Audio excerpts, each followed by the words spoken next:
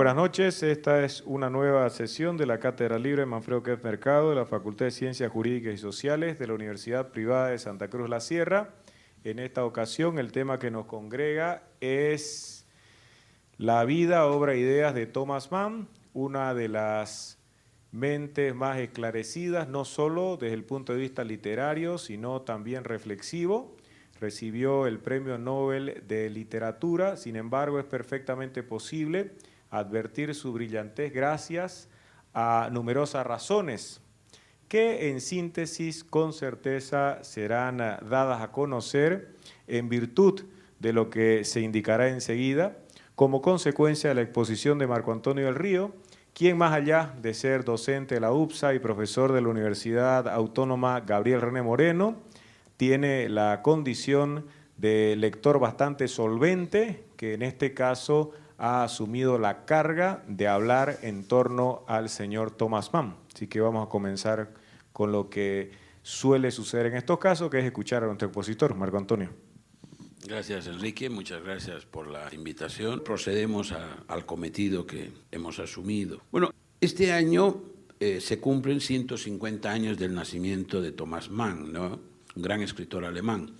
Entonces, es a partir de esta situación que surge la iniciativa dentro de la cátedra de dedicar esta jornada a la obra y pensamiento de este personaje, ¿no? Thomas Mann nace en 1875 en la ciudad de Lübeck, que es una ciudad portuaria en el norte de Alemania.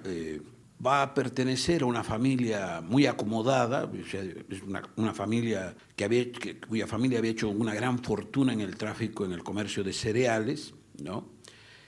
Nace el 6 de junio, ¿no?, de 1875, o sea que estamos un poquito antes de exactamente los 150 años, unos días antes.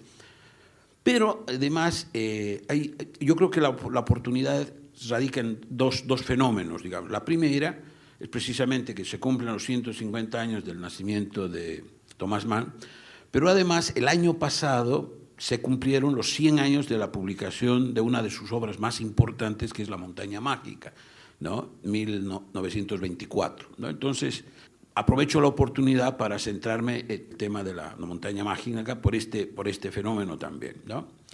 Thomas Mann nace, hemos mencionado ya, en 1875, son 5 hermanos, los hijos de este comerciante que se llamaba Thomas Heinrich Mann. El mayor de los hijos va a ser Heinrich, que también se va a dedicar a la literatura, va a ser un gran escritor, no va a tener, digamos, no va a llegar a tener las preseas, digamos, que particularmente está dada por el premio Nobel, no va a ganar el premio Nobel, pero fue un autor, un escritor muy importante en su época, es mayor que Thomas Mann, no, 8 años mayor. Pero va a haber cierta rivalidad entre los dos, ¿no?, por el hecho de dedicarse. Luego va a tener un hermano menor, Víctor, y en el ínterin 2 hermanas, Julia y Carla, que van a empezar a marcar un fenómeno que es muy propio de la familia Mann, que es el suicidio. Las 2 hermanas, en cierto momento, esto va a tener la repercusión que más adelante, repercusión o alguna cuestión como se lo quiera pensar, que también por lo menos uno de los hijos de Thomas Mann también se va a suicidar, ¿no? O sea, esta presencia del suicidio dentro de la familia es un elemento que vale la pena, me parece, marcar un poco. Pero además está el otro detalle que no deja de ser interesante, y es el hecho que, si bien Thomas Mann pertenece a una larga tradición alemana, sin embargo, su madre, de origen alemán, pero había nacido en el Brasil, ¿no? Entonces tenía una educación propia del trópico, y en uno de sus textos, que es el texto de Tonio Krüger, Thomas Mann es casi un texto, es un pequeño relato, ¿no?, con este personaje, pero también la madre de Tonio Krüger es de origen latino, y él atribuye ciertas cualidades, cierta propensión al arte a este origen, más que al padre. Y de hecho, cuando muere el padre, murió muy joven, a los 51 años, claro, él se da cuenta que sus hijos tienen una beta, digamos, más artística que comercial, de comerciantes y por lo tanto va en su testamento va a definir la liquidación del patrimonio, ¿no? O sea, no va a ser, ninguno de los hijos va a heredar el negocio, se liquida el negocio y con esos recursos va a generar un volumen de recursos con el cual van a sobrevivir tanto la esposa, la viuda, como los hijos, ¿no? Ahora, probablemente la esposa, la viuda, precisamente tras la muerte de su marido, con sus hijos se muda a Múnich, una ciudad mucho más al sur, ¿no? Para no volver jamás a Lübeck. Esto ocurre en 1891, o sea, estamos hablando que ya Tomás Mann era un muchachito, ¿no? No va a tener estudios formales de escuela, porque dada la riqueza de la familia va a estudiar en casa. Y cuando ya muere el padre, va, digamos, lo que nosotros diríamos el colegio, y tiene como estudiante era bastante dejado, digamos, no mostraba mucho interés por los estudios. Lo que no deja de ser interesante, porque tampoco va a tener estudios universitarios, pero sin lugar a dudas es una de las figuras más eminentes de la lengua alemana, lo que dice algo al respecto, ¿no?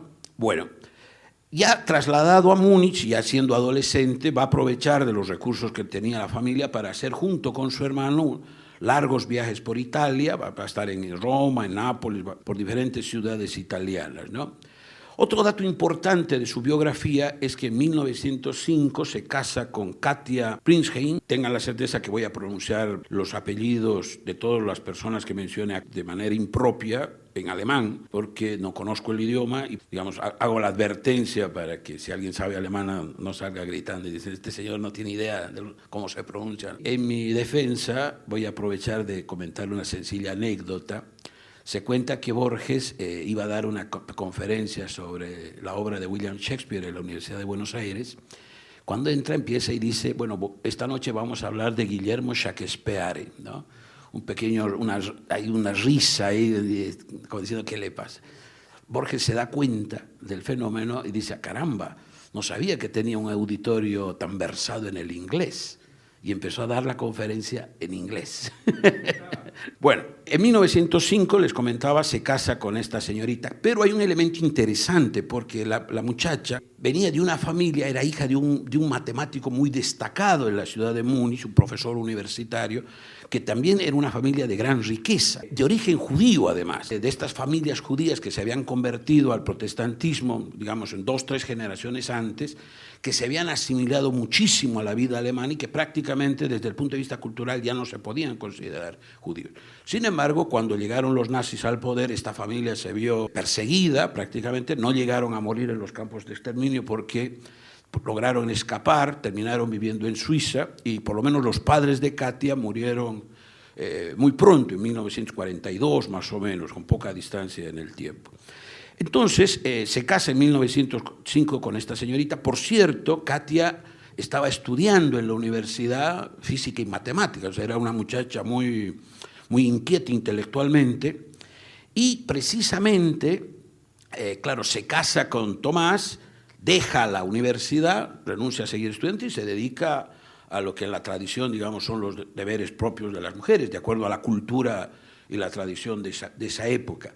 Tomás Mann cuenta en un texto de homenaje a su suegra, de que su suegra lo miraba, digamos, con cierto rencor a Tomás Mann, precisamente porque con el matrimonio había generado que la hija deje de seguirse formando y que tenga una trayectoria, digamos, intelectual propia. Bueno, entonces, 4 años antes de casarse, con 26 años, Tomás Mann había publicado varios textos cortos, pero publica una obra monumental, extensa, que es Los Buddenbrook, que es un relato de la historia de una familia burguesa pudiente en Lübeck, que de alguna manera retrata la historia de su propia familia, ¿no? O sea, se inspira en su propia familia para este relato, ¿no?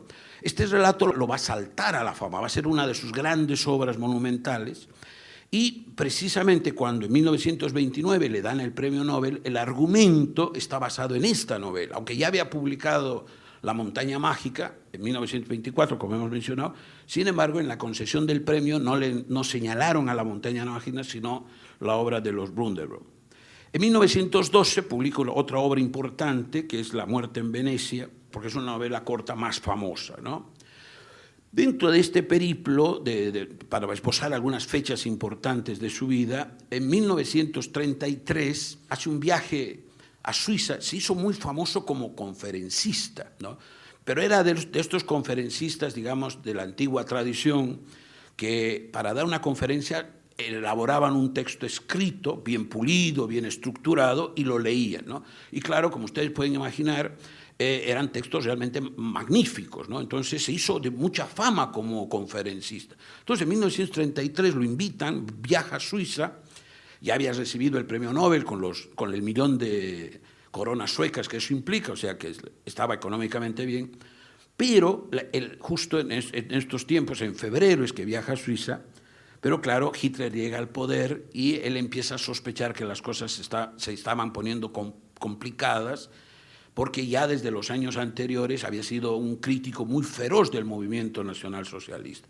Entonces decide no volver y prácticamente a partir de ahí inicia un largo exilio que va a estar un tiempo en Suiza para terminar viviendo en los Estados Unidos, ¿no? En 1936 el gobierno nazi le retira la ciudadanía alemana y con el añadido de que, como anécdota, pese a que era un premio Nobel de Economía, ¿no? Perdón, de literatura, era un premio Nobel de literatura, una universidad que le había dado un doctorado honoris causa se lo retira, ¿no? O sea, después se lo tuvieron que devolver, ¿no? Pero se lo retiraron. Hay una carta del rector de esta universidad donde le dice que se le ha retirado, es una carta administrativa, y él hace una réplica muy vigorosa frente a esa situación, ¿no? En 1938 ya llega a los Estados Unidos y ahí es invitado a dar clases en la Universidad de Princeton. En 1941 es invitado a la Casa Blanca por Roosevelt, mantiene buenas relaciones, y en el 1944 Estados Unidos le da la nacionalidad norteamericana. Terminada la guerra, 1945, se plantea el tema de volver a Alemania, pero él tenía una enorme susceptibilidad que le va a generar muchos problemas de volver a Alemania, y recién en 1952 vuelve a Suiza, ¿no? Entonces, finalmente, en 1955 fallece. En esta cuestión biográfica hay una cuestión que quisiera mencionar ahora, ¿no? Y es el hecho de que había sido un vigoroso propagandista, podríamos decir, un intelectual antinazi, y la paradoja es que deja los Estados Unidos precisamente por la persecución que inicia el senador McCarthy contra los intelectuales comunistas. O sea, pese a que había sido un feroz crítico del régimen nacional socialista, termina dejando Estados Unidos prácticamente porque lo estaban acusando de comunista, algo totalmente ajeno a su ideario político, ¿no? Junto al hecho de que su hermano fue un gran escritor, también sus hijos le siguieron los pasos, o sea, varios de ellos fueron intelectuales de gran valía. Uno de ellos, Klaus, que muy joven se suicidó, sin embargo produjo varios textos y se lo considera un autor importante dentro de la literatura alemana. La hija mayor, Erika, también escribió varias cosas. Entonces, la idea es que los Mann eran una familia de intelectuales, ¿no? Relevantes. Bueno, luego aquí tengo mostrarles un poquito clasificadas las grandes obras de Thomas Mann, ¿no? Entonces, por un lado, Thomas Mann es un autor que se caracteriza por haber producido una serie de obras que son verdaderamente monumentales, ¿no? Si estamos hablando de obras que tranquilamente están por encima de las 600 páginas, ¿no? O sea, como diríamos, ladrillos realmente, ¿no? Entonces, primero aparece en 1901 los Buddenbrock, en 1924 La montaña mágica. Luego tenemos José y sus hermanos, ¿no? Es una tetralogía, son 4 novelas, ¿no? Bastante aparatoso, que se va publicando sucesivamente. Empieza la primera publicación, es el 33, y luego está termina en el 43, el 4º volumen, que, como ustedes están sospechando por el título, está ambientada en la historia de Jacob, de los patriarcas israelitas, ¿no? Jacob y José y sus hermanos. Y la última gran obra, así en términos de volumen, es El Doctor Fausto de 1947, ¿no?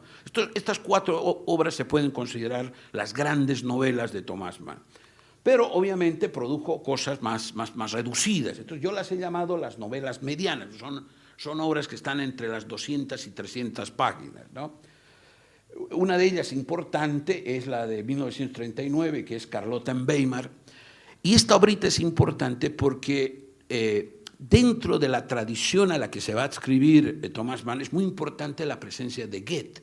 Entonces, esta novela viene a ser como una suerte de homenaje al gran dramaturgo alemán, porque Carlota es el personaje de una de las primeras novelas de Goethe, que está referida a un joven que se enamora de una chica que se llama Carlota, ¿no?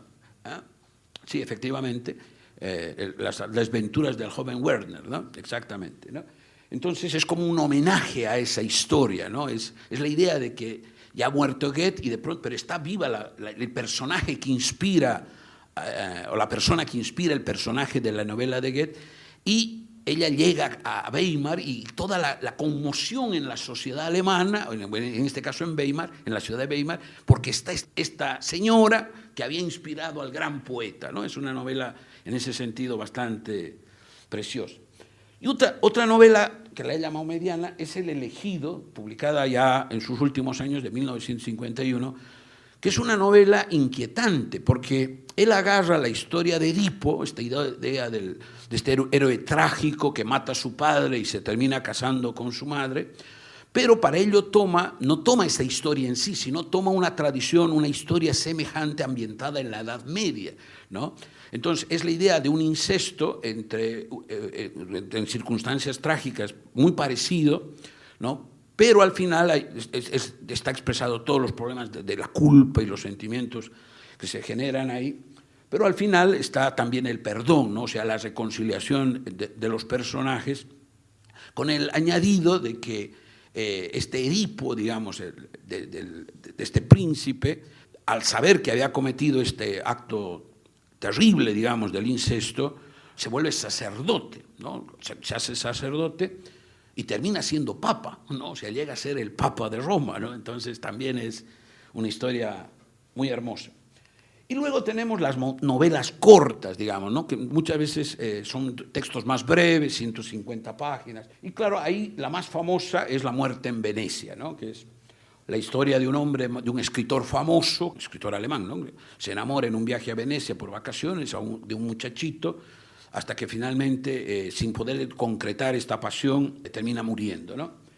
Y luego están otros textos cortos, como por ejemplo, los editores los ponen juntos, digamos, ¿no? Aquí, por ejemplo, aparece un pequeño volumen donde están 3 textos, ¿no? Señor y perro, que es de 1918, el mencionado Tonio Kroger, de 1903, y Tristán, ¿no? De 1923. Señor y perro es una novelita corta que generó una gran atracción en Inglaterra, en el Reino Unido. ¿Por qué? Porque es la historia de un hombre que tiene un perro. Es una historia muy sencillita, pero la idea de los sentimientos que hay en relación al animalito es una descripción preciosa, ¿no? Incluso con el añadido, por ejemplo, descripciones preciosas, muy minuciosas, como era este escritor, ¿no? Descripciones muy minuciosas del paisaje, de los prados donde corría él con este perrito, ¿no? El contraste entre este perrito y el perrito anterior que había tenido, o sea, mostrando las diferencias de carácter entre los animales, ¿no? Entonces, resulta notable en este texto la capacidad de observación de Thomas Mann. O sea, era un observador muy agudo de la experiencia, pero en este caso incluso de cosas que podrían pasar desapercibidas. Ahora, yo creo que hay que tener en cuenta, considerando que nosotros vivimos en tiempos donde las mascotas han pasado a integrar la vida familiar de una manera muy destacada, nos podría parecer un texto muy cercano, pero estamos hablando de un texto de 1918, o sea, probablemente en esa época a nadie se le hubiera ocurrido escribir un libro, un texto de una relación de una persona con su perro, ¿no? O sea, es algo muy particular para la época. Y en este sentido, Thomas Mann muestra una sensibilidad, ¿no? Yo creo que muy particular y muy avanzada, muy, digamos, de primera fila con respecto a sus contemporáneos. Siguiendo adelante, luego están otras novelas, esta novela del 1943, que en la versión castellana la han llamado Las tablas de la ley, otras traducciones lo llaman simplemente La ley. Y yo aprovecho para observar lo siguiente. Este texto de Las tablas de la ley es la historia de Moisés. ¿no? Aquí Tomás Mann agarra el texto bíblico, igual como había hecho con Jacob y José y sus hermanos, toma el texto de la vida de Moisés, ¿no? El libro del Génesis, y vuelve a contar en sus propios términos la vida de Moisés. Ahora, yo creo que aquí hay algo muy importante, porque fíjense ustedes, en los años 30, en el auge del nazismo y toda un antisemitismo en Alemania que va a llegar a tener connotaciones criminales, él agarra los textos de lo judío y los convierte en textos modernos. O sea, ahí a mí me parece que hay un acto de rebeldía frente al nazismo muy evidente, ¿no? Porque estamos hablando de la misma época, en una época donde los nazis andaban asesinando brutalmente a los judíos, y él rescata esos textos, ¿no? Que me parece un acto de rebeldía notable, ¿no? Y finalmente hemos puesto este texto publicado en 1954, que son las Confesiones del estafador Felix Krull, que es un texto muy interesante. Mann lo pensó también como una larga novela, una historia en varias partes, pero, y además que es, digamos, es como un proyecto literario de juventud, ¿no? O sea, data de principios del siglo XX, que lo fue macerando, lo fue pensando, pero nunca le dio el tiempo como para acabarlo. Entonces solo acabó la primera parte, es una novela inconclusa. O sea que es un proyecto inacabado prácticamente de toda su vida, ¿no? Eso lo hace particularmente especial. Y además que, como ustedes se están dando cuenta, es la historia podríamos decir, de un tipo que vive contra la ley, ¿no? Entonces tiene también esa connotación, ¿no? Bueno, luego están la enorme cantidad de textos breves, de narraciones cortas que él escribió, ¿no? Entonces era un maestro en el relato corto. Entonces contrapónenlos bien, ¿no? Los grandes relatos, pero también los relatos cortos. Normalmente estos vienen las editoriales los sacan en volúmenes generosos, digamos. Por ejemplo, Edasa ha sacado todos los cuentos completos de Tomás Mann en un solo volumen, es un ladrillo con más de 600 páginas. Y esta otra editorial de bolsillo decidió que iba a ser muy gordo y lo dividió en dos, ¿no? Entonces, son los relatos cortos de Tomás Mann, ¿no? Ahora, por el otro lado, como era un gran conferencista, finalmente también decanta hacia la producción de textos ya de tipo ensayo, ¿no? Entonces, por ejemplo, un texto muy famoso es el de 1918, que son las consideraciones de un apolítico, y luego tiene un montón de textos, unos más largos, otros más cortos, que nuevamente las editoriales los compactan para ofrecer al lector. Por ejemplo, acá tenemos de textos críticos, que son unos 10 documentos, ¿no? De diferentes extensiones y temáticas, o este otro de ensayos sobre música, teatro y literatura. Cada ensayo de Tomás Mann es una verdadera obra de arte, ¿no? O sea, no hay palabras de más, no hay palabras de menos, y expresa con tanta claridad. Y bueno, yo no sé, digamos, si estos textos pueden ser de fácil lectura por decirlo, para un adolescente, pero si uno ya tiene cierta experiencia en el oficio de lector, son textos muy limpios, muy claros, y donde las ideas se expresan con enorme claridad, ¿no? Entonces, es un verdadero deleite leer cualquiera de estos textos. Y luego los textos autobiográficos, ¿no? Tomás Mann tiene muchos textos. Por ejemplo, una vez que le dieron el premio Nobel, dijo, bueno, valdría la pena, ya que tengo el Nobel, hacer un pequeño resumen de mi vida hasta esta época, ¿no? Entonces sacó un pequeño texto sobre mi vida, donde cuenta la descripción de su propia vida hasta ese momento, y tiene varios textos de tipo autobiográfico. Por ejemplo, este que les comentaba de la suegra. Tiene otro texto que es también muy bonito, cuando vivía en Suiza y su esposa, Katia, cumplió los 70 años. Y él, en este texto, la idea es que hay una reunión familiar, en realidad no solo de la familia, también de muchos amigos que se reúnen para celebrar el cumpleaños de la señora, pero toma la palabra Tomás Mann. Y él les justifica que toma la palabra porque la tradición suiza es que en ese tipo de situaciones el que habla es el varón, en este caso no la homenajeada.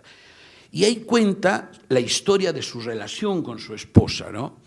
Y la anécdota es realmente notable. Resulta que cuando la esposa era una niña, eran 5 hermanas, un retratista muy famoso de la época había hecho un pequeño retrato de las 5 niñas disfrazadas de marineritos, algo así, ¿no? Resulta que la imagen tomó mucha relevancia, tomó mucha fama, y se empezó a reproducir y se vendía y se circulaba en Alemania con gran generosidad. Entonces resulta que Thomas Mann, que era un muchacho ya mayor que ella, un día la encuentra la imagen en una revista, le gustó y la recortó. Y la puso, digamos, en un lugar de su dormitorio, ¿no? Y estaba ahí. Pasan los años y se da la casualidad, la coincidencia, que conoce a la niñita más pequeña que estaba ahí. Se casa con ella. Entonces él decía en esa narración, yo conocí a mi esposa antes de conocerla, la he amado antes de haberla conocido. Bueno, a mí me parece una historia muy tierna, ¿verdad? Y lo otro, aquí ya también entrando en el tema, Thomas Mann, escritor, digamos, literato, no era insensible a los temas de la filosofía. Y él tiene particularmente textos sobre estos tres pensadores alemanes que son Schopenhauer, Nietzsche y Freud, ¿no? En cada uno de ellos va a ser una descripción del pensamiento de estos autores. Es evidente que los ha estudiado. Él cuenta que cuando era joven encontró la famosa obra de Schopenhauer, ¿no? El mundo como voluntad y representación. Lo había tenido guardado, pero un día lo agarró y que fue como una fiebre. O sea, una vez que agarró, no lo pudo dejar de leer. Estuvo varios días totalmente concentrado en la lectura, leyendo al gran filósofo alemán. Entonces, el impacto de Schopenhauer, tanto en términos yo creo que de su estilo literario, porque Schopenhauer fue también un gran estilista, como desde el punto de vista de las ideas tuvo un gran impacto en Thomas Mann. El otro filósofo que lo impactó mucho fue Nietzsche. Pero aquí en el texto de Nietzsche, que tiene dos textos sobre Nietzsche, él cuenta, más que mostrar el pensamiento de Nietzsche, su relación con el pensamiento de Nietzsche. Y él da a entender que él admiraba a Nietzsche por la potencia que veía en el hombre en términos de pensamiento, pero que ya el contenido de su pensamiento no se lo tomaba tan en serio, ¿no? Porque claro, Nietzsche es un pensador que da para mucho, digamos, ¿no? O sea, de hecho los nazis usaron mucho de sus ideas para sus argumentos. Entonces no es tanto el pensamiento de Nietzsche, sino más bien, o sea, que Thomas Mann miraba con cierto grado de lejanía y podríamos decir de ironía el pensamiento de Nietzsche, pero valoraba el ímpetu del pensador, ¿no? Y el otro, que su influencia también es importante, es Sigmund Freud, ¿no? En este texto que he puesto acá de Alianza están los 5 textos que ha dedicado a estos autores, ¿no? Por cierto, como anécdota, el texto sobre Schopenhauer se debió a una solicitud de un editor norteamericano que estaba sacando una colección de libros donde la idea era sacar extractos de textos de los diferentes pensadores y tener una pequeña introducción, ¿no? Entonces, este editor norteamericano contactó a Thomas Mann para que haga el que se refería a Schopenhauer y contactó al hermano para que habla de Nietzsche, ¿no? Entonces, los dos hermanos están presentes en esa colección, ¿no? Las obras de Thomas Mann han sido llevadas al cine. Por ejemplo, en 1971, Luciano Visconti sacó una versión de La muerte en Venecia, y en 2008, o sea, fíjense, es relativamente tardía, hay una versión, una coproducción alemano-francesa e italiana de los Buddenbrock, aunque en 1974 hay una versión de la televisión española, ¿no? Que está bastante bien lograda, que es anterior a la versión que hemos mencionado, ¿verdad? Y allá está la versión de 1982 que han hecho sobre la montaña mágica, ¿no? Bueno, no hemos terminado todavía. Entonces, este es digamos, un panorama de la gran literatura que nos ha legado este autor, ¿no? Ahora, pensando un poco en esta conferencia, recordamos que un gran escritor español que se llama Javier Marías tiene un librito, que es un librito precioso que se llama Vidas Escritas, que él publicó en el 2012. Es un texto donde él agarra y toma diferentes escritores, toma algún aspecto de la vida de estos escritores y lo cuenta y lo comenta, ¿no? Y acompaña con un catálogo de fotografías de los diferentes escritores. Y también le dedica en este libro una sección a Thomas Mann. Javier Marías comenta que él lo que miró fueron los diarios de Thomas Mann. Y claro, en ese texto él muestra como un cierto desencanto. ¿Por qué? Porque en sus diarios Thomas Mann parece que era una de estas personas obsesionadas por las cuestiones de su salud. Entonces, lo que él contaba en sus diarios eran sus problemas digestivos, ese tipo de cosas, ¿no? Que había comido, si le había hecho daño, no le había hecho daño. Y claro, parece que Javier Marías lo que hubiera querido encontrar eran reflexiones sobre la situación política, sobre la existencia de Dios, o sea, reflexiones metafísicas, filosóficas. Y claro, se encuentra con eso y se decepcionó. Pero mi opinión personal es que en realidad lo que tenía que decir Manuel Mundo lo dijo en sus novelas o en sus ensayos, no lo iba a poner en su diario. O sea, me parece a mí que el desengaño, digamos, de Javier Marías sencillamente no viene al caso. Si hay algo que Tomás Mann pensaba que tenía que decirlo, lo publicó en sus libros o en sus ensayos, no en sus diarios, ¿no? Bueno, un punto que me ha parecido interesante para compartir con ustedes es el siguiente, cambiando un poco de registro. Como les había comentado, estamos celebrando 101 años de la publicación de La Montaña Mágica. Entonces, me gustaría hacer algunas observaciones sobre esta novela, ¿no? Esta gran novela. La primera es que, claro, normalmente el volumen de la novela, que es este que tengo acá, ¿no? Desanima, porque peor todavía ahora que estamos más acostumbrados a textos cortos, ¿no? Entonces, un ladrillo. Y por el otro lado, la fama de Tomás Mann de escritor difícil también desanimaría a un lector, ¿no?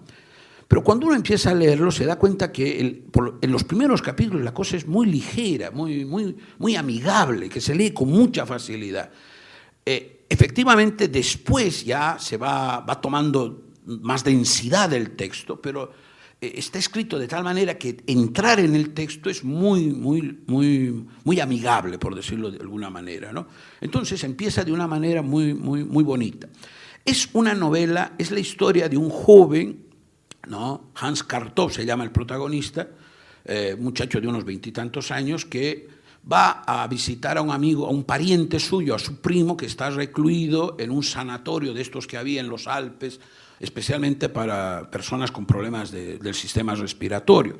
Ustedes recordarán que en el siglo XIX la enfermedad por excelencia en Europa era la tuberculosis. Entonces eran sanatorios pensados para curar las tuberculosis. Se suponía que los médicos ahí eran expertos en esa cuestión, ¿no? Entonces, este joven va a visitar a su primo. La idea es visitar, una visita de cortesía, de cariño, va a estar ahí 3 semanas, pero resulta de que las experiencias que va viviendo en el sanatorio, ¿no?, se van a prolongar y se va a quedar allá 7 años, 7 largos años.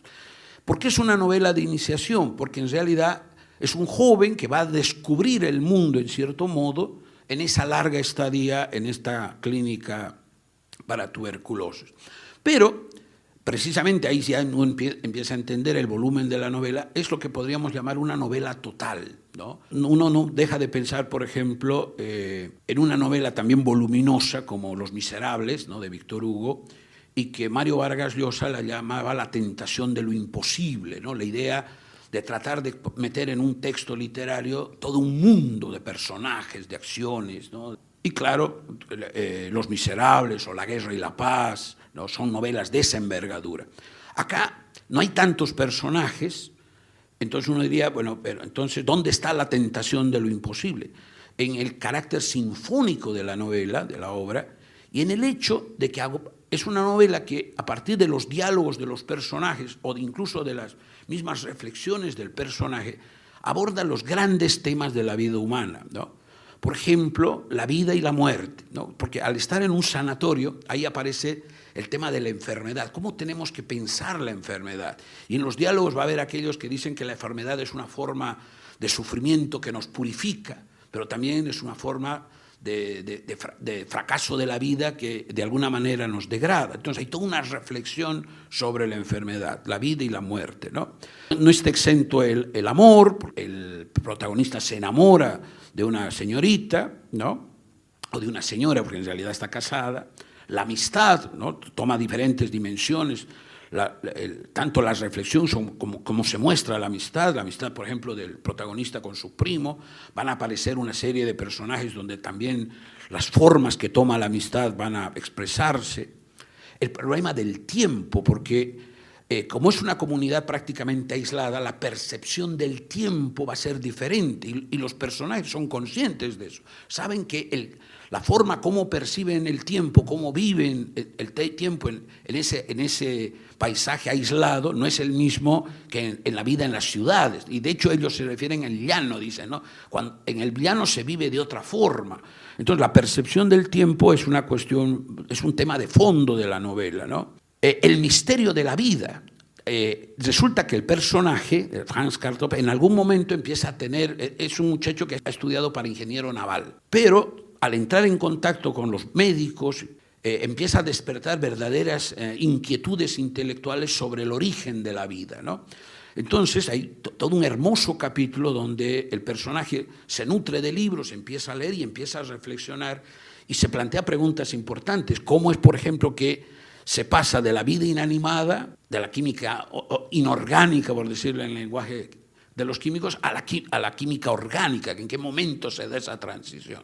Y luego, ¿no?, cómo de las formas, digamos, más elementales de la vida se llega a la vida inteligente. Entonces, hay toda una serie de reflexiones fascinantes sobre estas transformaciones que tiene la vida, tanto la vida humana, pero también incluso en sus antecedentes más primitivos, digamos, ¿no?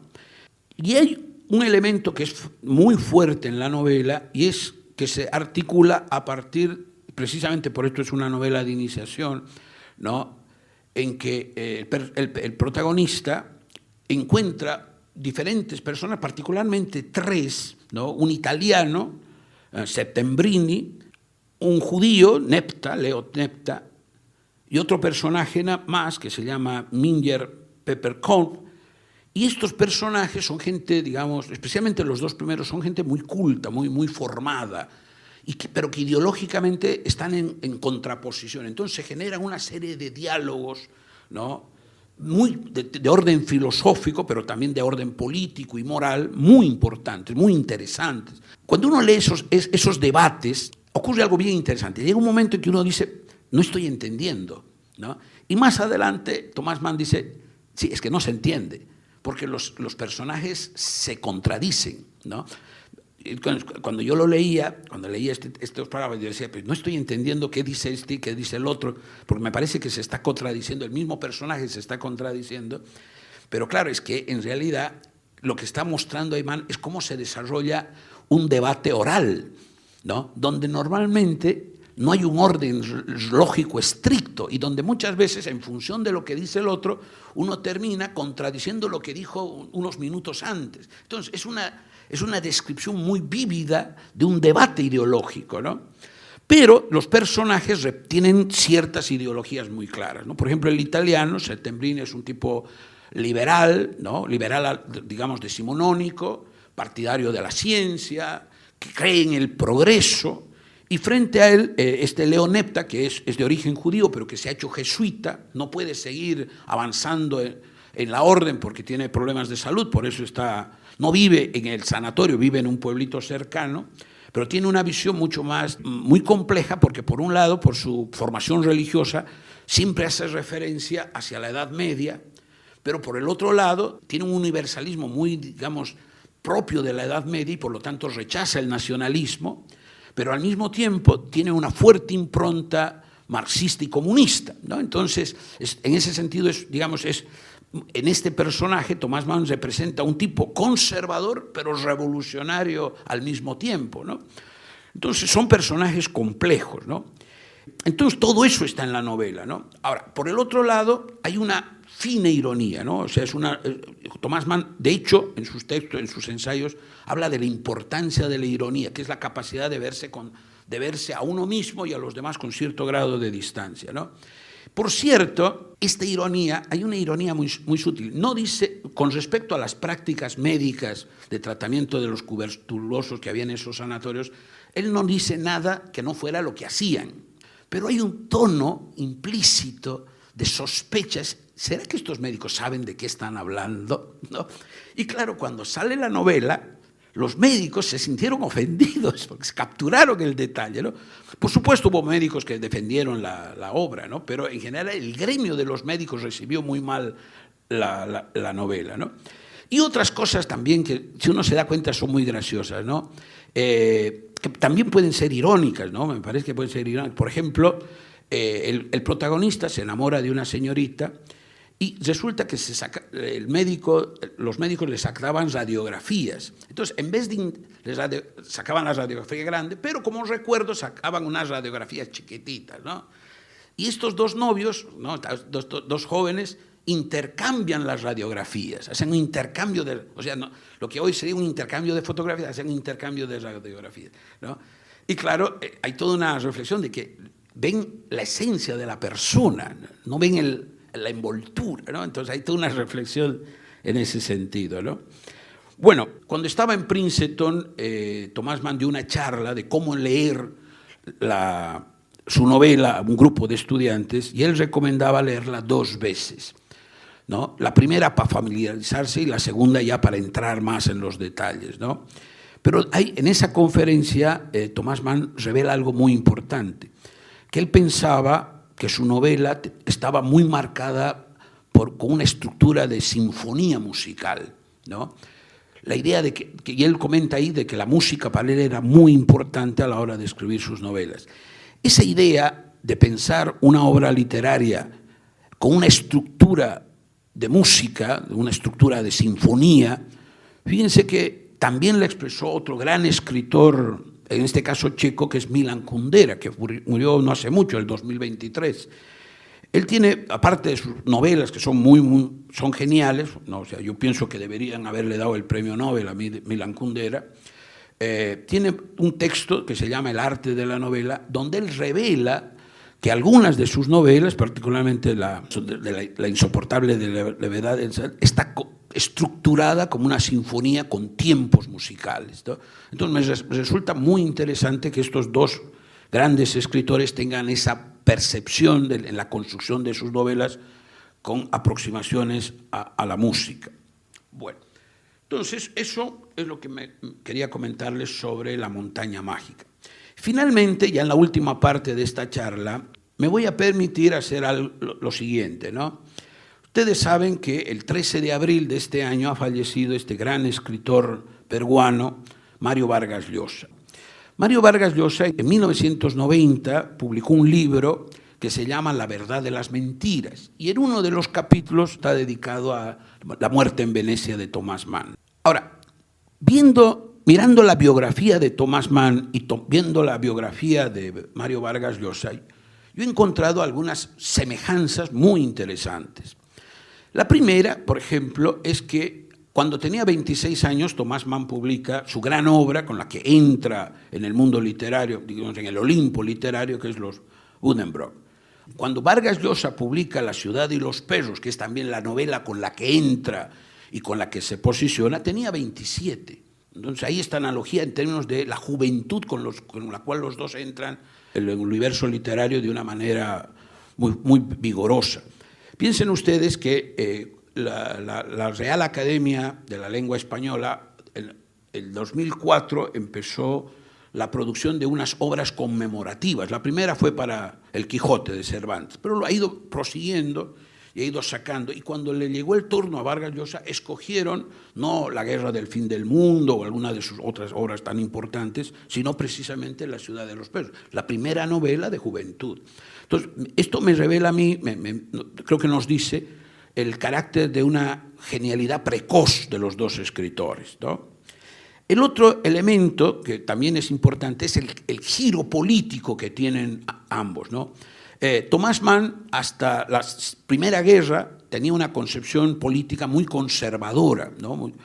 Muy de la tradición burguesa de la que él venía. Y precisamente esa concepción la plasma en este famoso libro de Confesiones de un apolítico, ¿no? Eso le generó, esa postura política y ese libro le generó que se terminó peleando, pero peleando en serio, de no hablarse con su hermano Henry, que, digamos, tenía posiciones más, digamos, socialistas, ¿no? Dejaron de hablarse y volvieron a hablarse, recuperaron su relación, porque en los años 20 el hermano Henry cayó muy enfermo, casi se muere, y ya, bueno, a partir de ahí recuperaron. Pero probablemente también en eso es que ya para 1922 Thomas Mann había cambiado de postura política.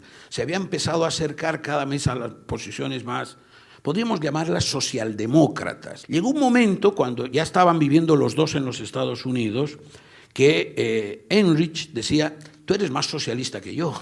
O sea, entonces hay este cambio de postura política, pero muy importante. Y como ustedes saben, Vargas Llosa en su primera juventud era un socialista, simpatizante de la Cuba de Fidel Castro, hasta que a finales de los años 60 se desilusiona de la experiencia cubana, empieza a mirar de otra manera los experimentos socialistas y va a hacer el giro hacia una posición liberal muy consistente y que es la que ha mantenido hasta su muerte, ¿no? Entonces, ese cambio de postura política me parece también que es común a ambos autores.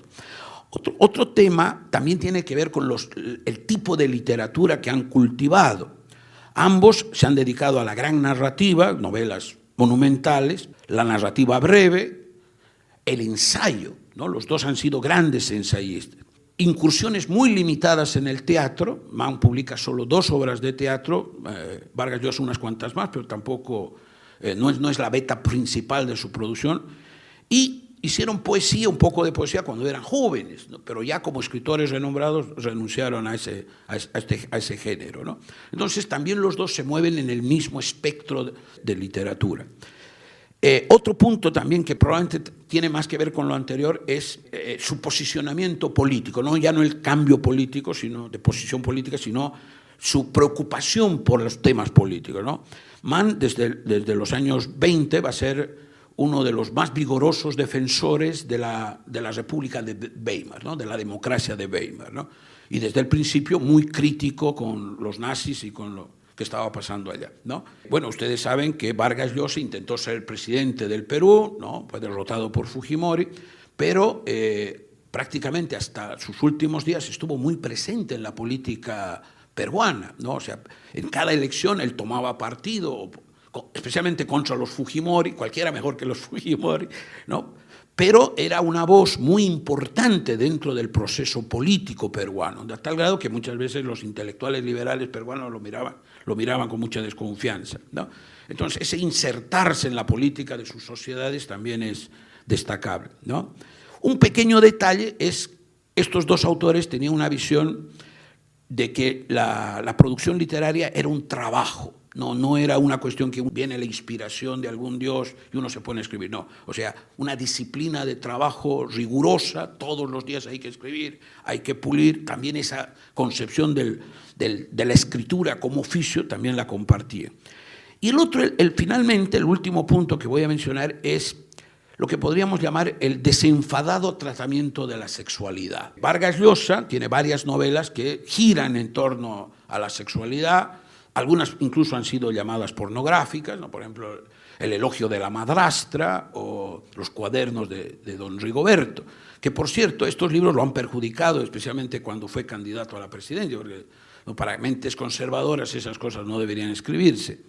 Thomas Mann, digamos, en este caso es muy conocido por ejemplo, en La muerte en Venecia, que se suele interpretar, Vargas Llosa lo hace en La verdad de las mentiras, en la clave de que lo que se plantea ahí es una relación homosexual. Entonces siempre se ha planteado si Mann no era un homosexual que no salió del closet, digamos, ¿no?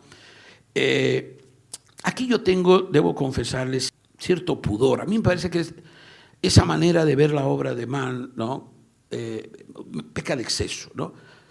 Me da la impresión, aunque digamos, la idea de las relaciones entre varones está muy marcada en su obra y la lectura moderna es verlo en sentido digamos, de una atracción sexual. Y yo me pregunto si no sería simplemente la idea, por un lado, de la apreciación de la belleza del cuerpo humano. O sea, ¿por qué yo, varón, solo tengo que apreciar la belleza de una mujer? ¿Por qué no podría apreciar la belleza de un varón? ¿No? Entonces, a mí me parece que como que se ha exagerado ver en la obra de Thomas Mann estas pulsiones homosexuales, porque también así como hay descripciones en relación a los varones, hay también descripciones muy sensuales en relación a las mujeres, ¿no? Entonces, aquí yo tengo, digamos, cierta distancia, digamos, con la lectura de Mario Vargas Llosa y otros que hacen ese tipo de interpretaciones, ¿no? Pero evidentemente hay cierta liberalidad, podríamos decir, en el tratamiento de la sexualidad que hace Thomas Mann. Y claro, nuevamente estamos hablando de principios del siglo XX, ¿no? Y no estamos hablando de principios del siglo XXI. Entonces, en ese sentido, ese tratamiento de la sexualidad, digamos, parece realmente avanzado a su época, ¿no? Voy a terminar leyéndoles un pequeño pedazo, un pequeño texto de La montaña mágica. Hay un momento en el cual Settembrini se pelea con su opositor, Leon Nepta, y van a terminar en un duelo, ¿no? Van a terminar en un duelo, que es un acto de sangre, ¿no? Entonces, el protagonista, Hans Kartoff, se pregunta, o sea, ¿cómo es posible que vamos a llegar a un duelo, o sea, donde la gente se está batiendo en duelo con riesgo de sus vidas, simplemente por ideas? O sea, ¿valen las ideas para llegar a esto? Y este hombre, de convicciones liberales, digamos, como Settembrini, ¿qué es lo que le dice? Le dice, usted se equivoca primeramente al admitir que las cosas del espíritu no pueden tener un carácter personal. El elemento abstracto purificado, ideal, en algunas veces absoluto y por consiguiente elemento de más rígido rigor que encarna posibilidades más inmediatas y más radicales de odio, de oposición absoluta e irreductible que el comercio social. No puede extrañarse que lleve a una oposición entre el tú y el yo a una situación verdaderamente extrema, a la del duelo, a la de la lucha física. Lo esencial de esta situación es su elemento netamente primitivo, el cuerpo a cuerpo. Quien no es capaz de defender una idea pagando con su vida, con su sangre, no es digno. Y se trata de ser un hombre, por espiritualista que sea. Como ustedes comprenderán, este texto es realmente inquietante porque nos dice, los hombres, si creen en ciertas ideas, deberían estar dispuestos a luchar por ellas. Y esto, evidentemente, lleva a que la confrontación ideológica, en términos de ideas, puede terminar en el conflicto físico. A mí me parece de un enorme realismo en sociedades como la que estamos viviendo, donde la polarización se va acentuando. Obviamente no es, a mí me parece lo deseable, pero claro, el tema es que las cosas son como son. Y a mí me parece que aquí Settembrini está diciendo una cosa muy nítida, muy clara, sobre lo que son las relaciones de los hombres con las ideas. Muchas gracias.